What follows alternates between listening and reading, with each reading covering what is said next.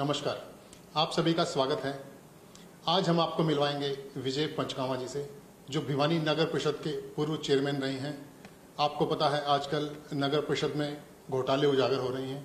पीछे सुदर्शन जिंदल ने चेक्स का मामला उजागर किया। सबसे पहले चेक्स की बात करेंगे हम विजय पंचकामा से। विजय पंचकामा जी, आपका स्वागत है। धन्यवाद। अभी आप देख रहे हैं काफी दिनों से खबरें आ रही हैं, अखबार में भी काफी जगह पे भी आई हुई हैं कि जो नगर परिषद है, आप भी चेयरमैन रहे हैं, लेकिन अब चेक दे दिए गए और उसमें साइन भी जाली बता रहे हैं और करोड़ों रुपए का घोटाला भी है। क्या कहेंगे आप इस बारे में? सबसे पहले तो मैं आपके भिवानी हलचल जस्ट हरियाणा इसको बधाई देना चाहूँगा और पूरे देश और प्रदेश वासियों को होली की पवित्र पावन इस त्योहार पर हार्दिक शुभकामनाएं देता हूँ।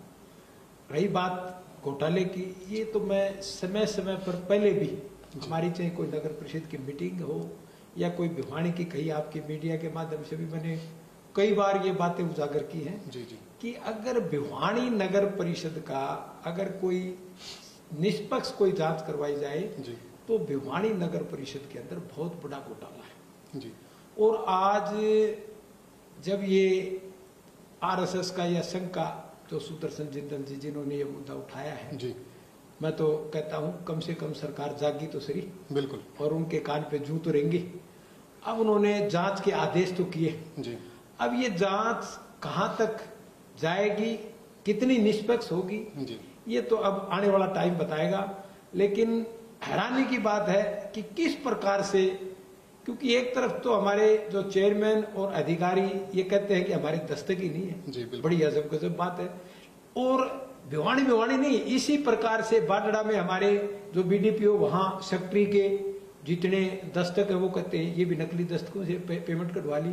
अब एक तीसरा झोझू में जो पंचायत वहां भी सेक्रेटरी ने करोड़ों रुपए झूठे दस्तक।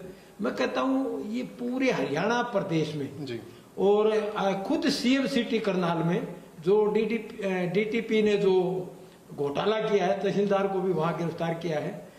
तो आज पूरा हरियाणा प्रदेश भ्रष्टाचार चरम सीमा पे है, कानून व्यवस्था चौपट है। आज हरियाणा प्रदेश बर्बादी के कगार पे है और सरकार की नाम की तो कोई चीज है ही नहीं। अजब गजब के लोग हैं सरकार में, सारी की सारी सरकार अनुभवहीन है। जी, जी। आप देखते हो कि कभी विधानसभा में कोई प्रस्ताव पास कर देते हैं, मंत्रिमंडल में पास कर देते हैं। आज ये प्रस्ताव पास कर दिया, 2 दिन बाद विड्रा कर दिया, वापस ले लिया। तो किस प्रकार से आज जो लोगों का, हरियाणा प्रदेश की जनता का जो सरकार के प्रति विश्वास होता है वो मौजूदा सरकार विश्वास खो चुकी है। और जब मैं तो कहता हूं नैतिकता के आधार पर, चाहे वो सरकार हो चाहे ये कोई और हो, जब उनका विश्वास खो जाता है तो उन्होंने नैतिकता के आधार पर अपने अस्तित्व भी दे देने चाहिए। आप भी रहे हैं चेयरमैन भिवानी नगर परिषद के, तो क्या कोई जांच, कोई ऑडिट, कुछ नहीं होता कि चेक्स दे दिए करोड़ों के और उनका कोई ऑडिट ना हो, कोई हिसाब ना रहे? ऐसा क्या मामला है? मेरे कार्यकाल की तो मैं आपको बात बताऊंगा कि मैं जब नगर परिषद चेयरमैन था, मौजूदा कांग्रेस की सरकार थी। अब ये मेरे टाइम में तो सुबह एक सीआईडी वाला मेरे पीछे होता था, उसकी एक फिक्स ड्यूटी होती थी। मेरे घर के सामने से जब मैं गाड़ी में बैठ के निकलता था, सारे दिन किस वार्ड में मैं क्या क्या भाषण देता था, क्या कार्य करता था, मेरे टाइम में तो हर रोज की मॉनिटरिंग सरकार करवाती थी जी। और उस टाइम मेरा कहने का मतलब ये, अगर आपकी मनसा काम करने की होगी, निष्पक्ष और पाक साफ की होगी, तो मैं जिस प्रकार से हम जितने वार्डों में कार्य किए, ये मेरे कहने की बात नहीं, एक ऑन रिकॉर्ड है। जब से नगर परिषद बनी और मेरे कार्यकाल 2011 तक, आप पीछे का रिकॉर्ड उठा करके देख लो कितनी सड़कें भिवानी शहर में बनी। उससे ज्यादा मैंने मेरे थोड़े से कार्यकाल में हजारों सड़कें बनाने का काम किया और उस टाइम में एक ही काम करता था। मैं वापस वहीं आऊंगा कि मुद्दा जो है करप्शन का है, काफी बड़ा मुद्दा है।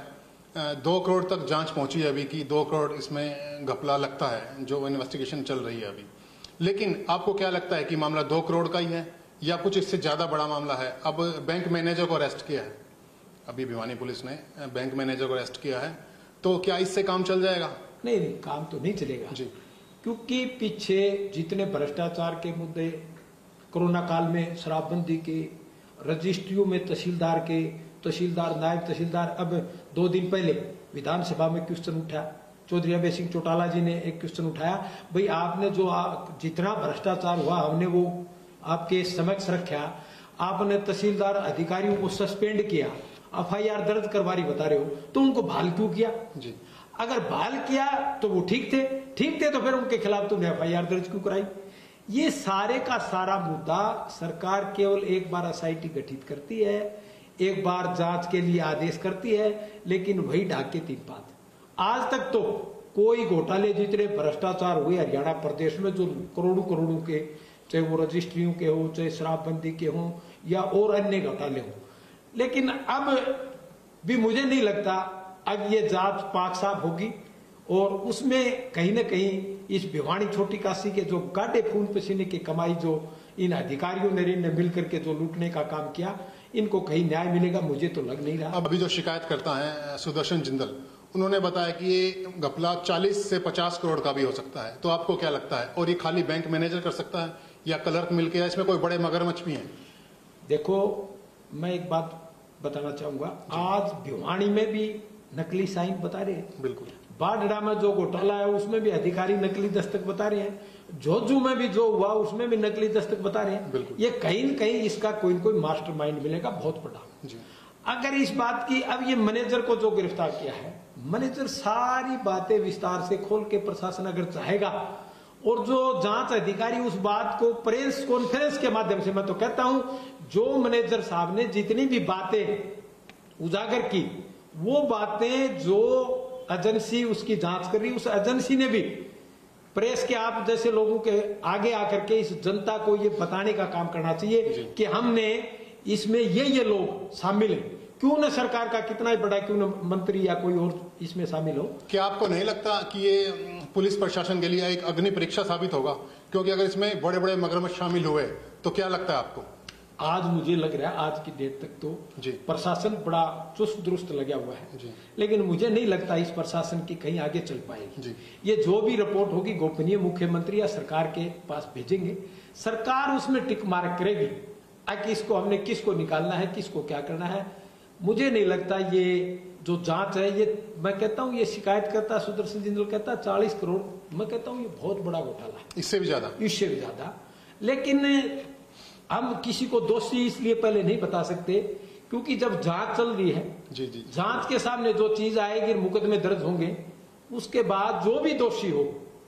और मैं तो एक भिवानी की जनता से एक और अपील करना चाहूंगा, आज बीजेपी की सरकार है, बीजेपी के मंत्री हैं, बीजेपी का यहाँ से सांसद है, बीजेपी का MLA है, बीजेपी का चेयरमैन है, सरकार का ही वाइस चेयरमैन है। जब ये सारी चीजें सरकार की हैं और इतनी बड़ी छोटी काशी के साथ जो घटना घटी है, बिल्कुल, तो इसका अगर ये भिवानी की जनता चाहे तो अब थोड़े ही दिन में, 1-2 महीने में चुनाव होने वाले। पहले क्या होता था, लड़ाइयां होती थी तोप तलवार से, बंदूकों से लड़ाई जाती थी। आज की जो ये लड़ाई है, ये तो केवल और केवल आने वाले चुनाव में केवल एक बटन दबाने से इनका सब का इलाज हो जाएगा। बिल्कुल। अगर भिवानी की जनता वाकई में ये चाहती है, हमारे साथ जो जाती हुई भ्रष्टाचार हुआ, हमारे गाड़े फूल पसीने कमाई लूटने का काम किया मौजूदा सरकार के वजीरों ने, तो फिर आने वाले चुनाव में यहां से जो भी कोई प्रत्याशी बन के आए उसकी जमानत जब्त करे, उनको वार्डों में नहीं घुसना दिया, उससे पहले उसे ये जवाब तलब किया जाए कि पहले हमारे जो करोड़ों रुपए हमारी छोटी काशी के नाम से आप लोग लेकर के भिवानी में आए थे, उस पैसे का पब्लिक में हिसाब दो, फिर वोट मांगना। अगर फिर भी जनता उन लोगों को वोट देती है तो फिर तो जनता को भी एक चीज की आदत वही मैंने अभी आपसे पूछा था कि कोई ऑडिट नहीं होता सिस्टम नगर परिषद के अंदर, आप चेयरमैन रहे हैं। होता है, तो ये ऑडिट हुआ होगा, 2019 के चेक्स हैं और आज हम देख रहे हैं 3 साल हो चुके लगभग, 2022 में हम लोग। तो क्या इतने टाइम में ऑडिट नहीं हुआ? और ये पैसा कोई छोटा अमाउंट नहीं है, 100, 200, 500 का भी मान लो हो जाए तो एक ऑडिट में आ जाता है, ठीक है कुछ बैलेंस नहीं मिला, लेकिन 2 करोड़ तो पुलिस बता रही है और आप खुद भी बता रहे हैं और सुदर्शन ने बताया कि 40-50 करोड़ का मामला है। तो क्या रहा होगा इसके अंदर? ऑडिट सिस्टम कहां गया? आपको एक बात और बताऊं जी, जब इस नगर परिषद को कर्मचारियों की तनख्वाह देनी होती है, मैं देखता हूं हमारे जो गाड़ियों के ड्राइवर है, सफाई कर्मचारी, बिल्कुल प्रोटेस्ट करते हैं 4-4 महीने, बिल्कुल पैसा नहीं होता। अब उनकी तनख्वाह देने के लिए एक दिन तो मैं हाजिर था, मैंने कहा भाई इनकी पेमेंट इनको चेक क्यों नहीं देते? बोला जी अकाउंट ऑफिसर जो है ना इनको वेरीफाई करेगा। अच्छा। अब जब कर्मचारियों की तनख्वाह जब देनी हो तब तो अकाउंट ऑफिसर इनको ऑडिट करता है। तो मैं कहता हूं इतना बड़ा घोटाला हुआ, ये तो हो ही नहीं सकता। और चेक्स भी 30-40 लाख के हैं। हाँ, उसके बाद अकाउंट की बुक होती है जी, उसमें उसमें बाकायदा खाका होता है, चेक में भी लिखा जाता है किस फर्म को चेक दिया, किस बात का दिया, बिल्कुल सारी चीजें होती हैं। और एक बात और बताऊं, जब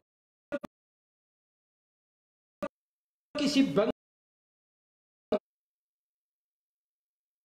को आप अपना भी इंडिविजुअल कोई चेक दोगे तो बैंक वाले भी आपसे कंफर्म करते हैं, वेरीफाई करते हैं। हाँ राजकुमार जी आपका 2 लाख का चेक आया हुआ है। 1 लाख से ज्यादा हो तो खोल आता है, मेरे चेक पास भी आता है, आता है। बिल्कुल आता है। तो मुझे ये बताओ, जब 20-20, 40-40 लाख के करोड़ों के जो चेक कटे, मैंने वो चेक की मेरे पास कॉपी है। हाँ, मैंने देखा उसको। हाँ, तो मुझे एक बात बताओ, तो ये तो अधेर राजा वो चौपट नगरी वाली बात है। एक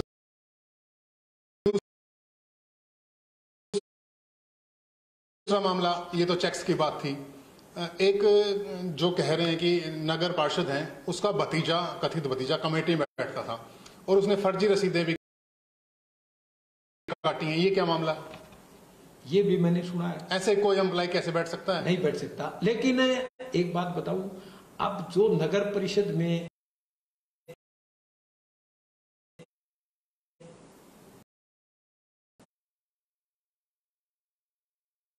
जिस प्रकार का माहौल था जी, अब किसी सीट पे पूछे तो पता नहीं, बोला ये इस पोस्ट पर लगा दिया, ये इस पोस्ट पे लगा दिया। जी, जी। अब हमें ये ही नहीं मालूम किस नगर परिषद में कौन किस पोस्ट पे काम कर रहा है।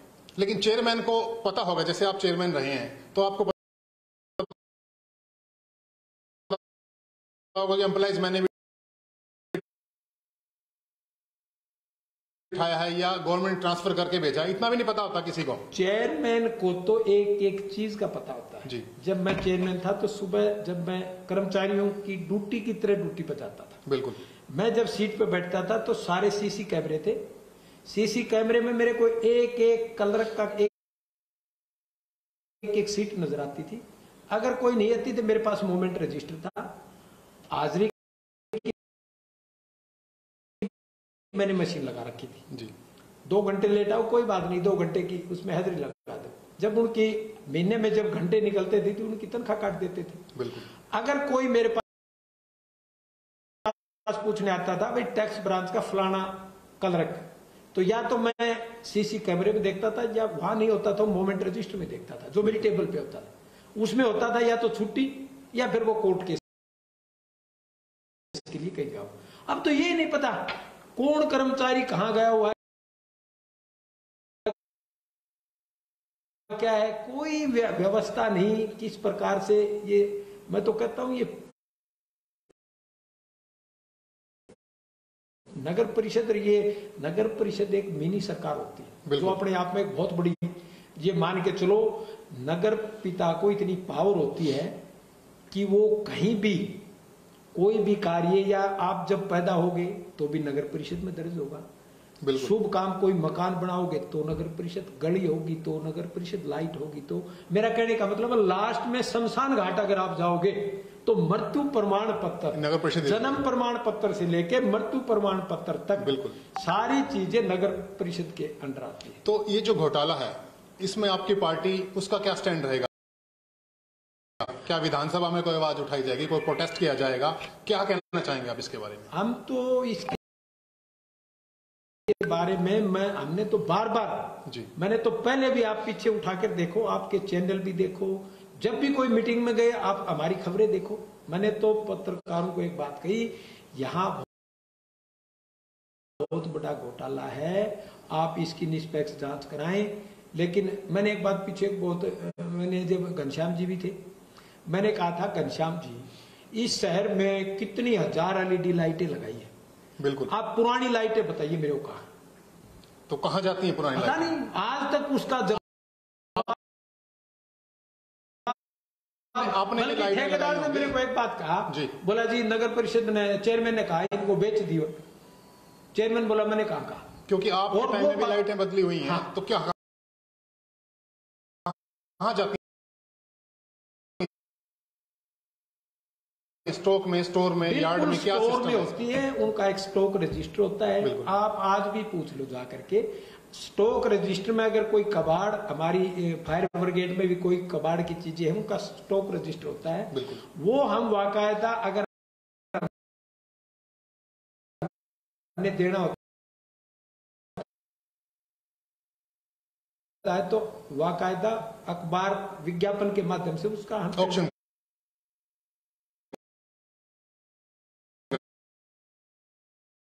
करते। अभी कहाँ है वो लाइट्स जो सारी उतरी हैं आपके? आज तक नहीं पता।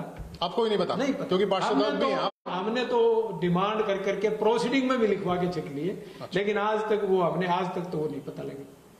तो मेरे कहने का मतलब ये, आज कई साथी मैं देखता हूँ आवाज जो उठा रहे हैं, लेकिन अब एक चीज और भी है, कई साथी अब इंडिविजुअल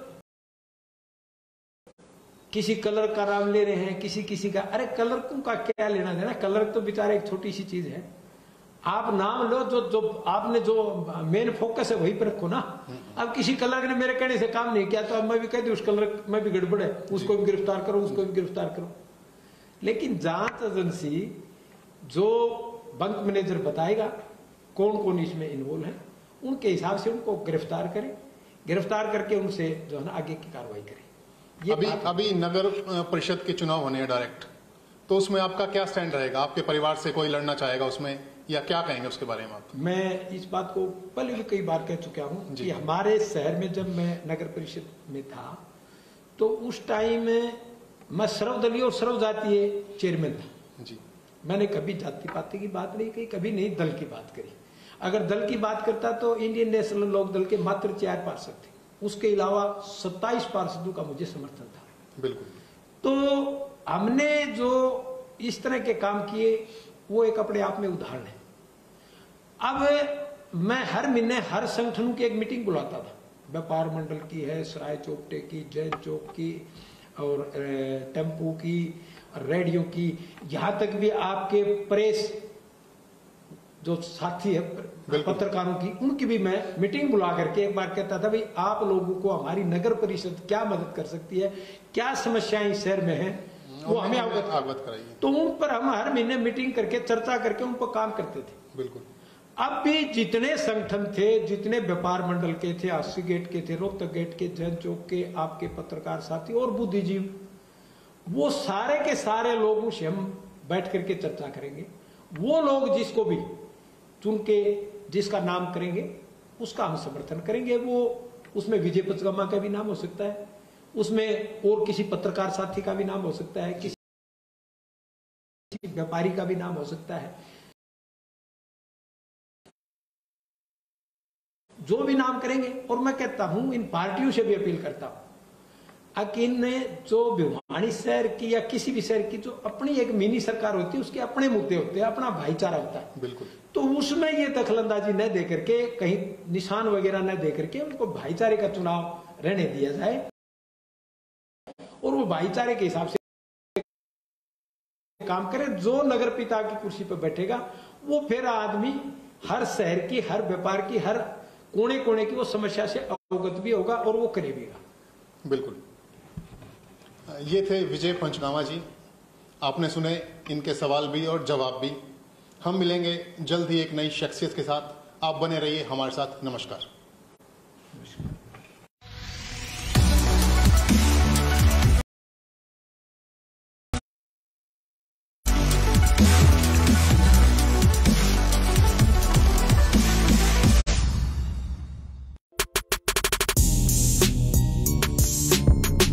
नमस्कार, आप सभी का स्वागत है।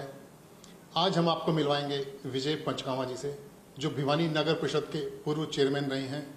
आपको पता है आजकल नगर परिषद में घोटाले उजागर हो रही हैं।